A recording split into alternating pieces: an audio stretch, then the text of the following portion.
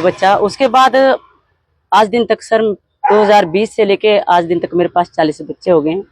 मुझे जो भी बच्चा कहीं भी कोई बीमार है, कीड़े पड़े हुए हैं, एक्सीडेंटल है, कुछ भी है, मुझे कोई भी दिखता है मतलब ऐसे कि जिसको नीड है, मैं उठा लेती हूँ और मैं उनके ट्रीटमेंट कराती हूँ। और फिर सर बाहर छोड़ने के लिए कोई जगह है नहीं, सेफ जगह होती नहीं है, फिर मैं अपने पास रख लेती हूँ। और अब सर मेरे पास अपना घर भी नहीं है, फिर अपने लिए अलग से रेंट पे लिया है रूम। और ये मैंने दोनों मंजिलें ना इन बच्चों के लिए ली है। और अब लोगों ने मतलब मुझे देख के कि इसके पास डॉगी रहते हैं तो छोटे छोटे बच्चे उठाते हैं, कहीं से भी उठा के ले आते हैं और यहाँ पे मेरे दरवाजे के पास रख देते हैं। सर ऐसी कंडीशन होती है बच्चों की कि उनकी अभी आंखें भी नहीं खुली होती हैं। फिर उनको सिरिंज से दूध पिला के सर मैं ऐसे ऐसे पाल के तो मैंने रखे हुए, मैं छोड़ नहीं पाती इनको कहीं भी। काफी कोशिश की मैंने, एसडीएम साहब के पास भी गई, एमसी वालों के पास भी गई कि मेरे पास इनको रखने के लिए जगह नहीं है। बाकी तो चलो मैं करवा लूंगी जैसे तैसे, खाने का भी और रहने का भी, मतलब किराए का भी, जो भी होगा, ट्रीटमेंट का भी। पर मुझे थोड़ी सी जगह प्रोवाइड करवा दे, कहीं भी जगह दिला दें कि इनको मैं शेड बना सकूं। शेड का भी मैं खुद खर्चा उठा लूंगी सर, जहाँ पे मैं इतना कर रही हूँ वो भी कर लूंगी। लेकिन यहाँ पे बच्चे ना बहुत दुखी हो चुके हैं। अगर यहाँ पे सुखी होते, मेरा पंखा खराब हो रखा है सर, और इतनी भारी गर्मी में भी मेरे बच्चे बिना पंखे के रह रहे हैं। मैं इतनी मतलब परेशान हूँ, मैं खुद से परेशान नहीं हूँ, मैं इन बच्चों से के दुख से परेशान हूँ। तो लोगों ने इतना शुरू कर दिया सर, यहाँ ऊपर मेरे बच्चे रहते हैं, बाहर से पत्थर मारते हैं और पीछे खिड़कियां हैं, उधर ना खिड़कियों के पास आग जलाते हैं और पूरा धुआं बच्चों के अंदर कमरे में, इतनी मतलब घुटन होती है बच्चों को ना। और बाहर से पता नहीं क्या फेंकते हैं सर। बच्चों की ना आंखें मतलब 2-3 दिन के बाद खुलती है, एक की अभी तो आंखें नहीं खुल रही है।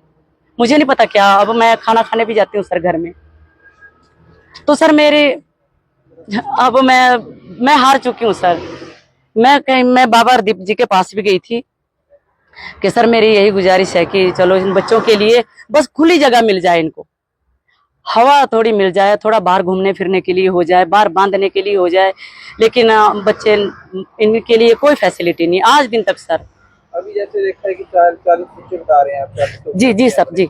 इनका खर्चा कैसे मैनेज करते हैं, इनके खाने पीने का, और कहाँ से खर्चा आता है, और कितना खर्चा आ जाता है आपका मंथली पर डे के हिसाब से?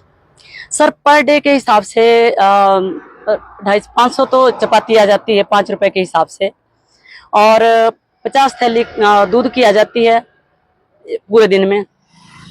और सर ये जो मेरे पास अंदर है ना बच्चे, यही खाना नहीं खाते हैं। 10 बच्चे मेरे बाहर से भी आते हैं, 10-12 बच्चे बाहर से भी खाना खाने आते हैं, और उनके लिए भी खाना रखना पड़ता है, कहीं देना पड़ता है दूर जाके। तो सर दही भी आता है, 3-4 पैकेट तो दही के भी आएंगे दिन में, लस्सी भी आएगी। फिर कुछ बच्चे ऐसे हैं जो खाना खाते ही नहीं है, वो पेडिग्री खाते हैं, वो फीड खाते हैं।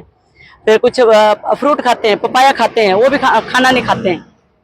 तो सर अब आइडिया लगा लो, अब कितना 10,000 रेंट भरना पड़ता है, फिर ऊपर से सर इनके ट्रीटमेंट है।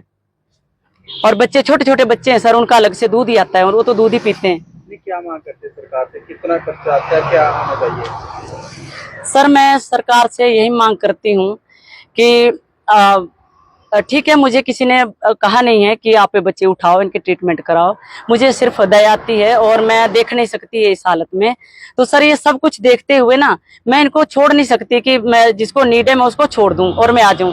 मेरी इतनी कंडीशन खराब होते हुए भी मैं उठा लेती हूँ, ये मेरी मजबूरी है कि मुझसे देखा नहीं जाता। मैं सरकार से यही मांग करती हूँ कि अगर हो सके तो, जैसे मैं कमा नहीं पाती हूँ सर, कुछ इनके राशन पानी का सर। पानी देना मैंने अभी आपको, है ना, बर्तन साफ करना है।